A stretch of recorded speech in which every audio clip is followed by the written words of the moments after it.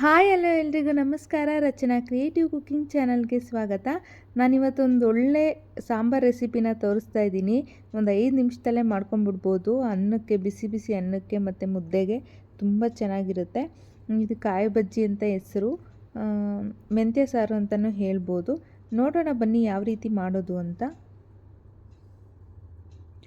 ಮೊದಲಿಗೆ ನಾನಿಲ್ಲಿ ಸ್ಟವ್ ಮೇಲೆ ಒಂದು ಚಿಕ್ಕ ಕಡಾಯಿ ಇಟ್ಕೊಂಡು ಒಂದು 1/4 ಸ್ಪೂನಷ್ಟು ಮೆಂತ್ಯಕಾಳನ್ನ ಹುರ್ಕೊತಾ ಇದ್ದೀನಿ.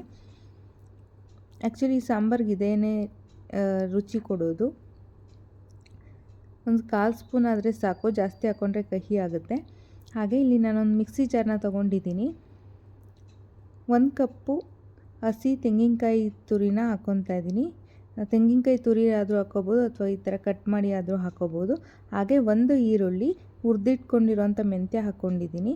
ಅರ್ಧ ಹಿಡಿ ಕೊತ್ತಂಬರಿ ಸೊಪ್ಪು, ಒಂದು ಗೋಲಿ ಗಾತ್ರದಷ್ಟು ಹುಣಸೆಹಣ್ಣು, 2 ಸ್ಪೂನಷ್ಟು ಧನಿಯಾ ಪುಡಿ, 2.5 ಸ್ಪೂನಷ್ಟು ಖಾರದ ಪುಡಿ,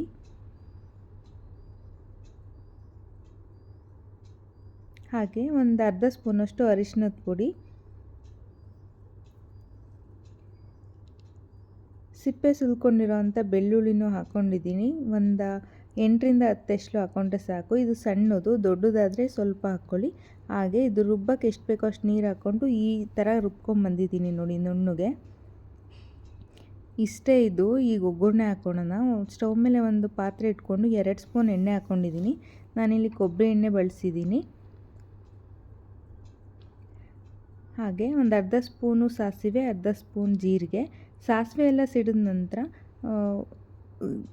ಒಗ್ಗರಣೆಗೆ ನಾನಿಲ್ಲಿ ಬ್ಯಾಡಗೆ ಮೆಣಸಿನ್ಕಾಯಿ ಹಾಕ್ಕೊಂಡಿದ್ದೀನಿ. ಮೆಣಸಿನ್ಕಾಯಿನೂ ಅಷ್ಟೇ ಸ್ವಲ್ಪ ಫ್ಲೇವರ್ ಬಿಟ್ಟ ಮೇಲೆ ನಾವು ರುಬ್ಬಿಟ್ಕೊಂಡಿರೋವಂಥ ಖಾರನ ಸೇರಿಸಿ, ಇನ್ನೂ ಜಾರಲ್ಲಿ ಖಾರ ಇರುತ್ತಲ್ಲ ಅದಕ್ಕೇ ನೀರು ಹಾಕ್ಕೊಂಬಿಟ್ಟು ಎಲ್ಲ ಖಾರನೂ ಹಾಕ್ಕೊಂಡಿದ್ದೀನಿ. ಈಗ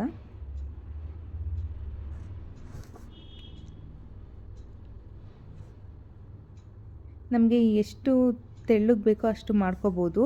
ನಾನಿಲ್ಲಿ ರೈಸಿಗೆ ಮಾಡ್ಕೊತಿರೋದ್ರಿಂದ ಈ ಕನ್ಸಿಸ್ಟೆನ್ಸಿಗೆ ಮಾಡ್ಕೊಂಡಿದ್ದೀನಿ. ಹಾಗೆ ಇವಾಗಲೇ ರುಚಿಗೆ ತಕ್ಕಷ್ಟು ಉಪ್ಪನ್ನು ಹಾಕ್ಕೊಂಡಿದ್ದೀನಿ, ಕಲ್ಲುಪ್ಪನ್ನ ಹಾಕ್ಕೊಂಡಿದ್ದೀನಿ.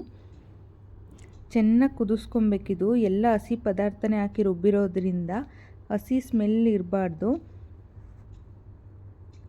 ಒಂದು 3ರಿಂದ 4 ಸತಿ ಚೆನ್ನಾಗಿ ಕುದಿ ಬರಬೇಕು. ಈಗ ಕಂಪ್ಲೀಟಾಗಿ ಸಾಂಬಾರು ರೆಡಿಯಾಗಿದೆ. ಆಫ್ ಮಾಡಿದ್ದೀನಿ ಸ್ಟವ್ನ. ಸಾಂಬಾರನ್ನ ಸರ್ವ್ ಮಾಡ್ತಾಯಿದ್ದೀನಿ. ನೋಡಿ, ಈ ಕನ್ಸಿಸ್ಟೆನ್ಸಿಗೆ ಮಾಡಿಕೊಂಡ್ರೆ ಸಾಕು. ತುಂಬ ಟೇಸ್ಟಿಯಾಗಿರುತ್ತೆ. ದಿಢೀರಂತ ನಾವು ಅನ್ನಕ್ಕಿಟ್ಟು ಈ ಸಾಂಬಾರನ್ನ ಮಾಡ್ಕೊಂಡ್ಬಿಡ್ಬೋದು. ತುಂಬ ರುಚಿಯಾಗಿರುತ್ತೆ ಕೂಡ. ನೀವು ಒಮ್ಮೆ ಟ್ರೈ ಮಾಡಿ ಹೇಗೆ ಬಂದಿತ್ತು ಅಂತ ಕಮೆಂಟ್ ಮಾಡಿ. ಇನ್ನೂ ಹೆಚ್ಚೆಚ್ಚು ರೆಸಿಪಿಗಳಿಗೋಸ್ಕರ ರಚನಾ ಕ್ರಿಯೇಟಿವ್ ಕುಕಿಂಗ್ ಚಾನಲ್ನ ಸಬ್ಸ್ಕ್ರೈಬ್ ಮಾಡ್ಕೊಳ್ಳಿ. ಬೆಲ್ಲೈಕನ್ನ ಪ್ರೆಸ್ ಮಾಡಿ. ನಾನು ಯಾವುದೇ ಹೊಸ ವಿಡಿಯೋ ಹಾಕಿದ್ರೆ ನಿಮಗೆ ಮೊದಲು ನೋಟಿಫಿಕೇಷನ್ ಬರುತ್ತೆ. ಇಷ್ಟ ಆದರೆ ಒಂದು ಲೈಕ್ ಮಾಡಿ. Thank you.